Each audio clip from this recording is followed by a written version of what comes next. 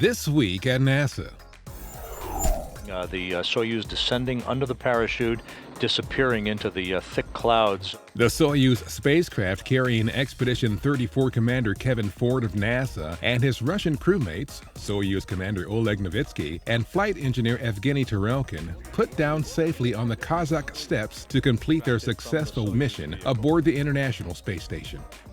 Left by Ford to command the orbital laboratory was Chris Hadfield, the first Canadian Space Agency astronaut so entrusted, who received a congratulatory call from Canadian Prime Minister Stephen Harper. Commander, I just want to congratulate you on this historic achievement. You're the first Canadian ever to command the International Space Station. We're all very proud of you here.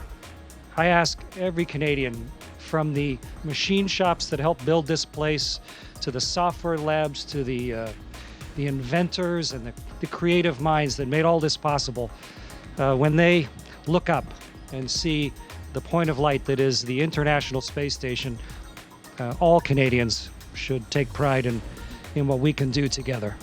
Hadfield and flight engineers Tom Marshburn of NASA and Roman Romanenko of the Russian Federal Space Agency are scheduled to be joined on March 29th by Expedition 3536 crew members Pavel Vinogradov, NASA flight engineer Chris Cassidy, and flight engineer Alexander Mazurkin of Russia. We think about the Mars Science Laboratory event that we had last August, the landing of Curiosity on the planet Mars. Often what comes to mind is the 7 minutes of terror. Touchdown confirmed. We're safe on Mars. Well, since then we've had 7 months of anticipation for the results that you're going to hear about today. A news briefing Tuesday at NASA headquarters focused on analysis of the first ever sample of rock powder collected on Mars by the Curiosity rover, and the big news resulting from that analysis. An answer to the fundamental question on which the rover's prime mission is based. Was the Gale crater area of the red planet ever capable of supporting microbial life? I think the answer is yes. I think this is probably the only definitively habitable environment that we've described and recorded. We have found a habitable environment that is so benign and supportive of life that probably if this water was around and you had been on the planet, you would have been able to drink it. Here now in this week's Curiosity rover report, the details of the work behind this big discovery. Hi, I'm Joel Hurwitz, a scientist with Curiosity's Surface Sampling System team, and this is your Curiosity rover report. This week, the Curiosity science team released its initial findings from its first ever drilled sample on Mars. This sample was collected from the John Klein drill site, which is located about 500 meters east of where we landed about 7 months ago. Curiosity obtained her first drill sample and passed that sample on to her onboard analytical instruments called CHEMIN and SAM. These powerful instruments tell us about what minerals are present in these rocks and whether they contain the ingredients necessary to sustain life as we know it. What the Curiosity team has found is incredibly exciting.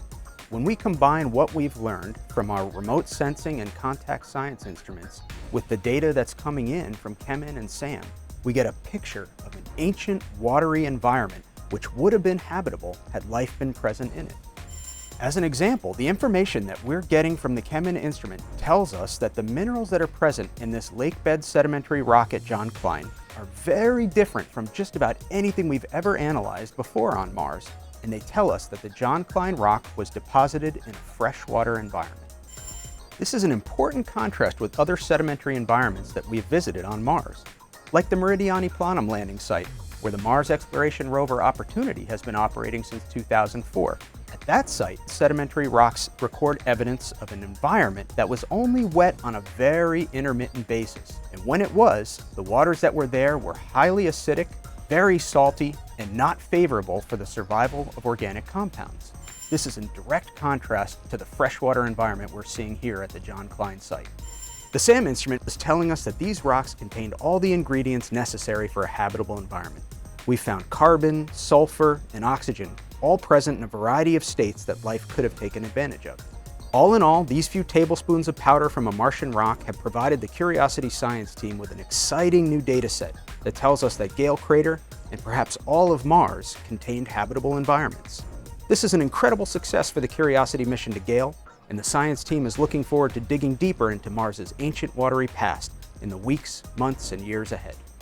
This has been your Curiosity Rover Report. Check back for more updates. NASA has announced the creation of a new Space Technology Mission Directorate.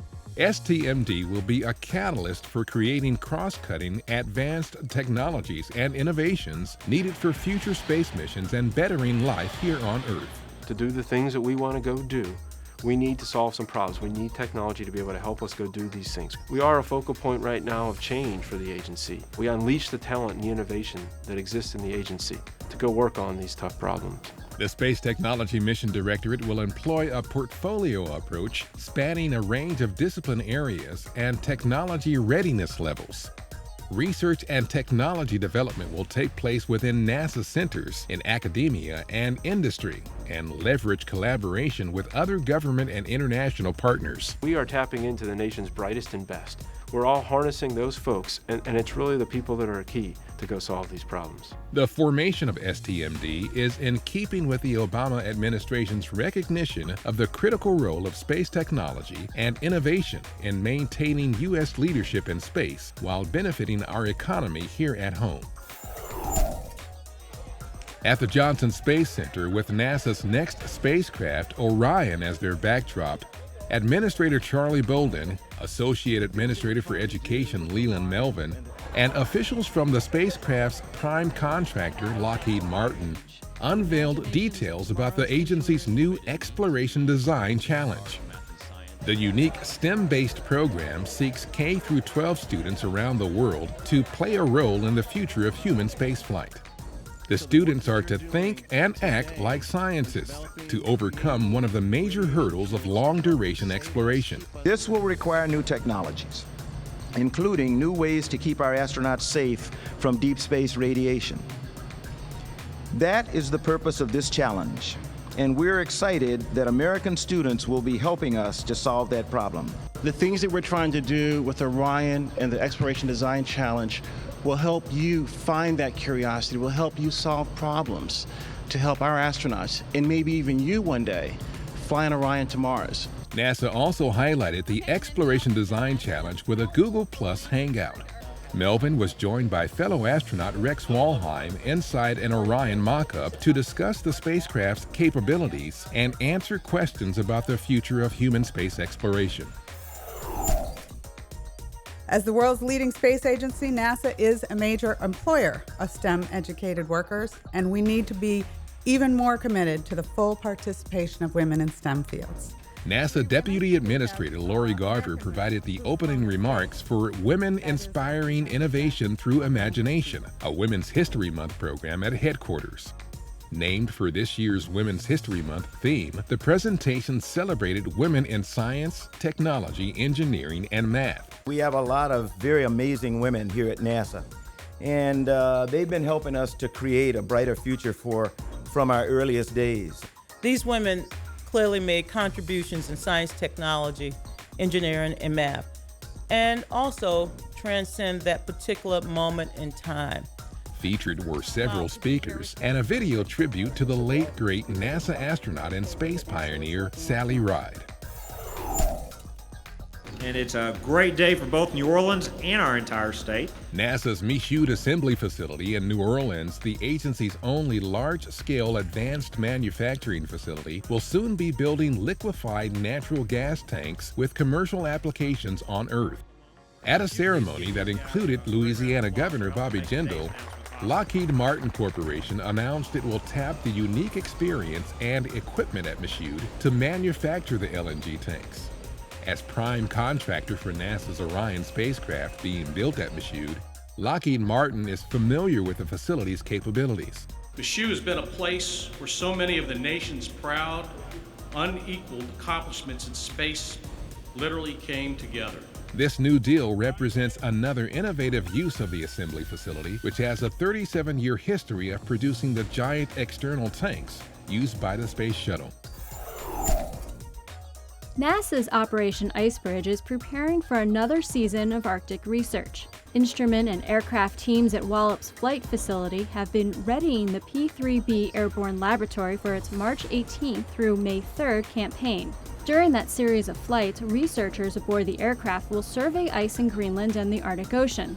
Operation IceBridge has been gathering detailed data on ice elevation and thickness in the Arctic and Antarctic since NASA's IceSat mission stopped collecting data from orbit in 2009. IceBridge will take measurements until the IceSat-2 satellite is up and running in 2016. The 6-year IceBridge mission will yield an unprecedented three-dimensional view of Arctic and Antarctic ice sheets, ice shelves, and sea ice. IceBridge is managed for NASA by Goddard Space Flight Center. The P-3B aircraft is based at NASA's Wallops Flight Facility. Engineers working on NASA's new Space Launch System at the Marshall Space Flight Center visited their alma mater of Tennessee Tech University in Cookeville during the school's Engineers Week. There, they discussed with area students the value of science, technology, engineering, and math. These Tennessee Tech alumni took questions from hundreds of grade school students over a distance learning network hosted at the university's STEM Center. It has allowed us to reach so many more students than we normally would be able to. There are so many restrictions on bus travel right now. To be able to get you all into the classroom with the flip of a switch is very powerful. A traveling SLS exhibit was unveiled that allowed students to check out the different parts of the next generation rocket that will allow humans to travel farther into space than ever before. The new exhibit helped triple attendance records at the STEM Center's Fab Friday event. The NASA group also talked with Tennessee Tech engineering students about space-related careers during a panel discussion. Also in Cookeville, SLS program manager Todd May visited nearby Flexio Corporation, where he gave details on the overall vehicle to employees who in turn updated May on the progress of the J2X engine part being built there. Having Todd May here talking to our employees, of course, is really a strong enthusiasm booster. Now looking forward on SLS for the Space Launch System. These are exciting things. Even Cosmo the astronaut got in on the action, visiting with Tennessee Tech fans during a basketball game, where outreach volunteers answered questions about NASA. For more information on the Space Launch System, visit www.nasa.gov/SLS. Don't worry about it. Just put it in there and start putting your bolts in. It was a day filled with duct tape boats and coffee filter lunar landers at NASA's 2013 Career Days. The event was a joint collaboration between NASA Langley and the Newport News Shipbuilding, where 600 high schoolers from Virginia took on 2 design challenges. So you are designing a capsule to land on Mars, just like NASA scientists did in August. The second challenge was to build a boat made out of duct tape and make it float in water, all while adding weight. As the day went on, students could only express their excitement of what they were learning. You really need hands-on experience. You have to talk to people and ask questions to learn about it. And most of all, they learned what it means to be an explorer. Because we need you, because you're the next generation of explorers. 47 years ago, on March 16, 1966, the Gemini Titan 8 launched from Cape Canaveral, Florida, on its way to becoming NASA's first manned dock mission. Astronauts Neil Armstrong and Dave Scott successfully hooked up with an unmanned Agena target vehicle. But a thruster malfunction caused the combined vehicles to go into a violent yaw and tumble. The crew managed to disengage from the target vehicle and eventually stabilize their spacecraft. However, that maneuver left them short of fuel, requiring an immediate return to Earth, the first emergency landing of a manned U.S. spacecraft. Just over 10 hours after launch, Gemini 8 safely splashed down in the western Pacific Ocean about 500 miles west of Okinawa. Gemini served as a bridge between the Mercury and Apollo programs, testing equipment and procedures, and preparing astronauts and ground crews for future missions to the moon. On that same day, 40 years earlier, Robert Goddard successfully launched the world's first liquid fuel rocket from a field in Auburn, Massachusetts. Goddard continued his rocket development work throughout the remainder of his life, achieving numerous milestones and helping pave the way for contemporary spaceflight. Established in 1959, the Goddard Space Flight Center in Greenbelt, Maryland is named in his memory. And 2 years ago, in a different kind of launch, The Women at NASA website was first published. The site includes a collection of videos and essays from women who contribute to NASA's mission in different ways and whose stories illuminate the vibrant community of dedicated employees playing a vital role across the agency. Visit the Women at NASA website at http://women.nasa.gov. And that's This Week at NASA. For more on these and other stories, or to follow us on YouTube, Ustream, and other social media, log on to www.nasa.gov.